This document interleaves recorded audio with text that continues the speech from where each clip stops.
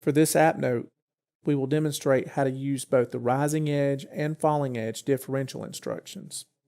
We will be using the SG2 Client version 3.4 software in conjunction with the Windows 7 operating system.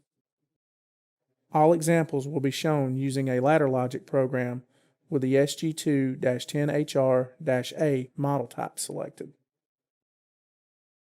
First, we will talk about the rising edge differential instruction.